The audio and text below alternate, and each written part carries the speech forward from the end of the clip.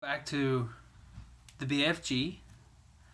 Yesterday we left off with the big friendly giant and Sophie were talking about snozcumbers. They talked about the other giants that lived in giant country. They also talked about the BFG and what he does hunting dreams. And we're going to find out more today. So the next chapter is called The Blood Bottler.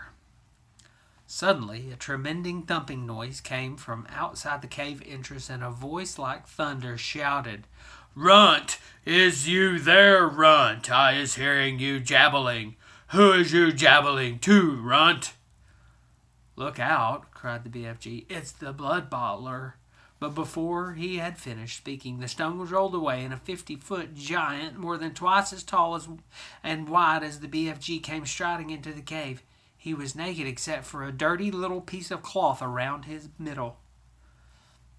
Sophie was on the tabletop. The enormous, partly eaten snozcumber was lying near her. She ducked behind it. The creature came clumping into the cave and stood towering over the BFG. "Who was you babbling to in here just now?" he boomed. "I was jabbling to myself," the BFG answered. "Piffle fizz," shouted the blood bottler. "Bug swallop," he boomed. "You is talking to a human being. That's what I is thinking." No, cried the BFG. Yes, bloomed the blood bottler. "I is guessing you has snitched away a human being and brought it back to your hole as a pet. So now I is winkling it out and guzzling it as extra snacks before my supper." Here we see a picture of the blood bottler grabbing the BFG. He is so much bigger than the BFG. The BFG is 24 feet. The blood bottler is 50 feet. Ooh, what a hideous looking, ugly man. Or giant, I guess. The poor BFG was nervous. "There's no one here," he stammered. "Why don't you leave me alone?" The blood bottler pointed a finger as large as a tree trunk at the BFG. "Runty little scum screwer, piffling little fish swiggler, squimpy little bottle wart, prunty little pog swizzler. I's now going to search the primroses." He grabbed the BFG by the arm. "And you is going to help me do it. Us together is going to winkle out this tasteful little human being," he shouted. The BFG had intended to whisk Sophie off the table as soon as he got the chance and hide her behind his back, but now there was no hope in doing so. Sophie peered around the chewed-off end of the enormous snozcumber, watching the two giants as they moved away down the cave. The blood bottler was a gruesome sight. His skin was reddish pink. There was black hair sprouting on his chest and arms and on his stomach. The hair on his head was long and black and tangled. His foul face was round and squashy looking. The eyes were tiny black holes. The nose was small. The mouth was huge. It spread right across the face, almost ear to ear, and it had lips like they were two giant purple frankfurters lying one on top of the other. Craggy yellow teeth stuck out between the two purple frankfurter lips, and rivers of spit ran down the chin. It was not in the least difficult to believe that this ghastly brute ate women and children and men every night.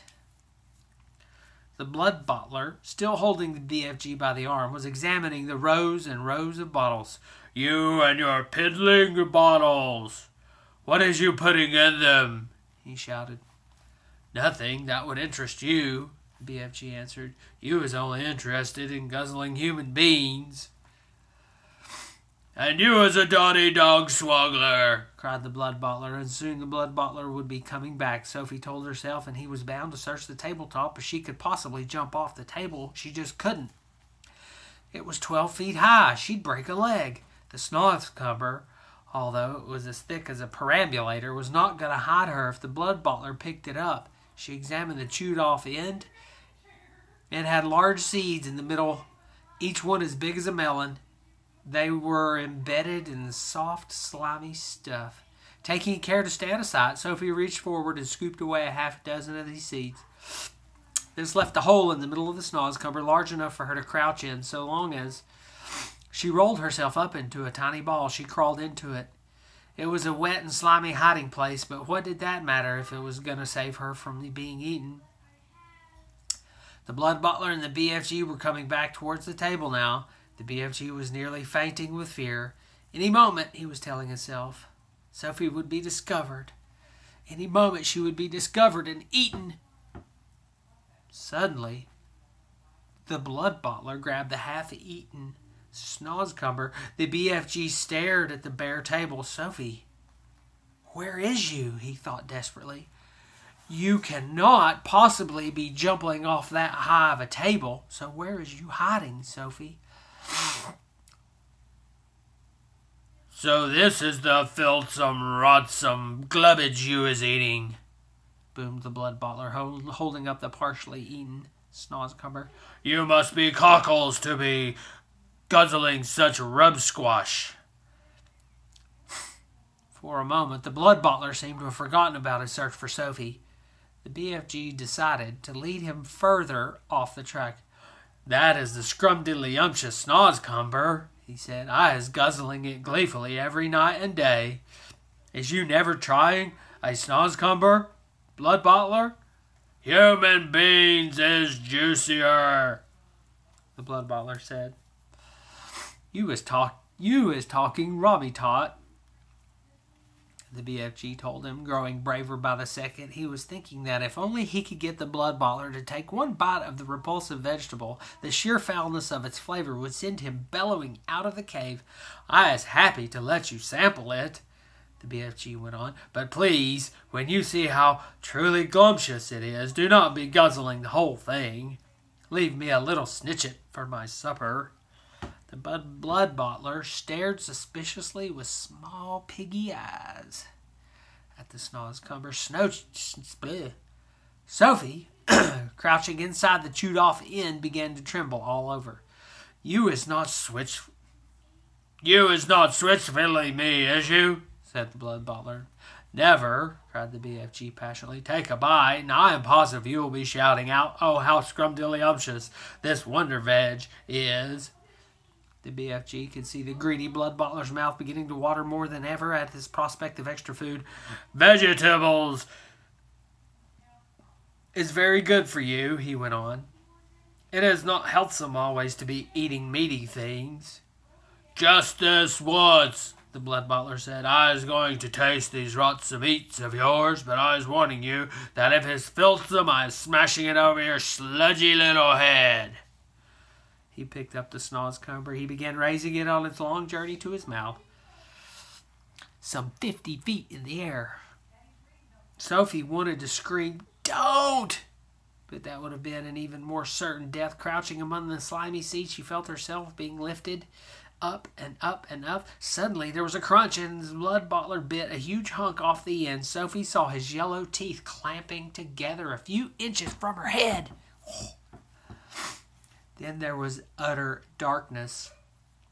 Ugh. She was in his mouth. She caught a whiff of his evil-smelling breath. It stank of bad meat. She waited for the teeth to go crunch once more. She prayed that she would be killed quickly. Roared the blood bottler. And then he spat. All of the great lumps of snozzcumber that were in his mouth, as well as Sophie herself, went shooting across the room.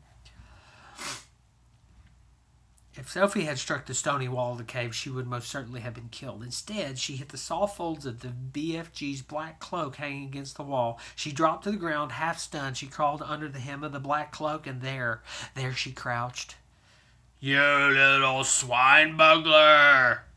Roared the blood bottler. You little pig swiller! He rushed at the BFGs and smashed what was left of the snozzcumber over his head. Fragments of the filthy vegetable splashed all over the cave. You is not loving it? Asked the BFG innocently, rubbing his head. Loving it? That is the most disgusting taste that has ever been touching my teeth. You must be buggles to be swallowing sludge like that. Every night you could be galloping off happy as a hamburger and gobbling human beans. Eating human beans. Here we have a picture of the blood bottler spitting out this rotsome snozzcumber. Blech. And remember, if Sophie had been spit out and landed in the floor, or if she would have hit the wall, she probably would have died. But instead, she landed in the coat of the BFG and slid down slowly, so she didn't die, which she's lucky for. Eating human beings is wrong and evil, the BFG said. It is guzzly and glumptious, shouted the blood bottler, and tonight I is galloping off to Chile to swabble a few human chili beans. Is you wishing to know I is choosing Chile? I is not wishing to know anything, the BFG said, very big dignified. I is choosing Chile, he said, because I is fed up with the taste of Eskimos. It is important I has plenty of cold eats in this scuttling hot weather, and the next coldest thing to an Eskimo is a chili bean. Human beans from Chile is very chilly. Horrible, said the BFG. You ought to be ashamed. Other giants is all saying that they is wanting to gallop off to England tonight to guzzle school childlers. The blood bottler said. I is very fond indeed of English school chidlers. They has a nice inky booky flavor. Perhaps I will change my mind and go to England with them. You is disgusting, BFG said. And you is an insult to the giant peoples, shouted the blood bottler. You is not fit to be a giant. You is a squeaky little squiddler. You is a piddling little pitsqueak. You is a cream puffnut. With that, the horrible blood-bottling giant strode out of the cave. The BFG ran to the cave entrance and quickly rolled the stone back into place. Sophie, he whispered. Sophie, where is you? Sophie. Sophie emerged from under the hem of the black cloak. I'm here, she said. The BFG picked her up and held her tenderly in the palm of his hand. Oh, I was so happy to be finding you all in one lump, he said. I was in his mouth, she told him. You was what? Cried the BFG. Sophie told him what had happened. And there I was, telling him to eat the filthsome snozzcumber, and you was all the time inside it, the BFG cried. Not much fun, Sophie said. Just look at you, you poor little chidler, cried the BFG. You is all covered in snozzcumber and giant spit. He set about cleaning her up as best he could. I is hating those other giants more now than ever. You know what I should like. What's that? Sophie said. I should like to find a way of disappearing them, every single one. I'd be glad to help you, Sophie said. Let me see if I can't think of a way of doing it. Here is the BFG helping Sophie get cleaned up after her disastrous meeting with the blood bottler. She hides in the snozzcumber. Well, what does the blood bottler do? Picks up the snozzcumber, takes a bite. Sophie's in his mouth. Ah! Okay. That's the end of that part. Join me next time in my favorite part of the whole entire book. You will love it, I promise. You have to come back and hear about Frobscottle. Whoa, hey, I'll show you. Frobscottle and Whizpoppers. It may be written backwards. I don't know, but I'm just saying. Best chapter ever. See ya.